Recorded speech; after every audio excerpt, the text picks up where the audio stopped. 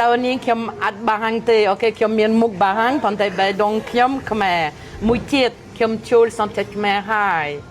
ឥឡូវ9ឆ្នាំហើយហេតុអ្វីពីព្រោះ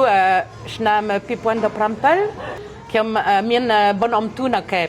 បងអំទូនៅកែបសំតាមកសំដេចអ៊ុនសែនគាត់មកខ្ញុំទៅតំភ្លូជុំគាត់តំភ្លូអត់ស្រួលទេប៉ុន្តែខ្ញុំមើលអ្នកខ្ញុំសួរគាត់ចង់ជុំសំដេចខ្ញុំចង់ជុំខ្ញុំនិយាយភាសាខ្មែរបន្ទាប់មកមានអ្នកគេ surprise គេជួយខ្ញុំគេបាល់ភ្លូជុំសំដេចអ៊ុនសែនពេលខ្ញុំ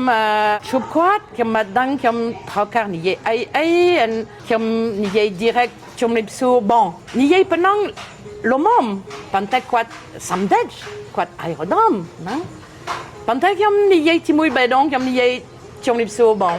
បន្ទាប់មកគាត់សួរខ្ញុំច្រើនខ្ញុំមកពីណាខ្ញុំធ្វើអីអីខ្ញុំចូលចិត្តប្រទេសកម្ពុជាខ្ញុំមានគូនមានអីខ្ញុំប្រាប់គាត់អស់ប៉ុន្តែលឿនណាពីព្រោះគាត់អ្នករវល់ខ្ញុំនិយាយលឿនពេលហើយខ្ញុំចង់ធ្វើ selfie ប៉ុន្តែខ្ញុំធ្វើអត់ខាតទេពីព្រោះខ្ញុំ exciting ច្រើនពេកទៅគាត់យកទូរស័ព្ទខ្លួនឯងគាត់ធ្វើបន្ទាប់មកធ្វើ selfie ហើយអូខេអរគុណច្រើនចាសុខសប្បាយគាត់ចេញ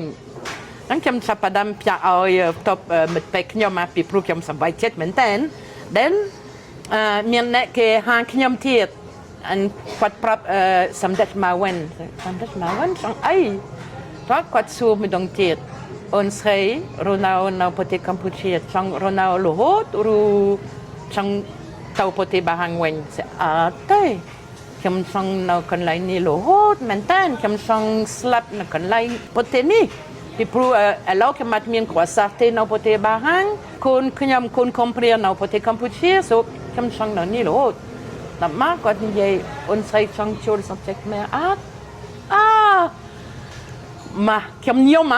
ខ្ញុំនិយាយដល់ខ្ញុំញោមមែនតើដែលខ្ញុំនិយាយអូខេចង់មែនតើចង់ពីហត្ថទៀតសូគាត់ហាអ្នកជួយអ្នកសូខ្ញុំប៉ាសពតអត់តបមកពីអត្តទៀតខ្ញុំទៅភ្នំពេញគេឲ្យខ្ញុំ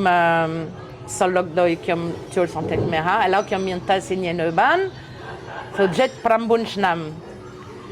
ថ្ងៃច្បាស់ថ្ងៃខ្ញុំអត់ផ្លែតថ្ងៃរហូតថ្ងៃ23ខែ12ឆ្នាំ2017 so អត្តក្រោយថ្ងៃ23ខែ12ឆ្នាំ2027 10ឆ្នាំហើយខ្ញុំហាគេចង់សប្បាយជាមួយខ្ញុំមកកន្លែងយើងខ្ញុំធ្វើកម្ពុជាធំមែនតើមានញ៉ាំបាយមានប៉ាក់មានអី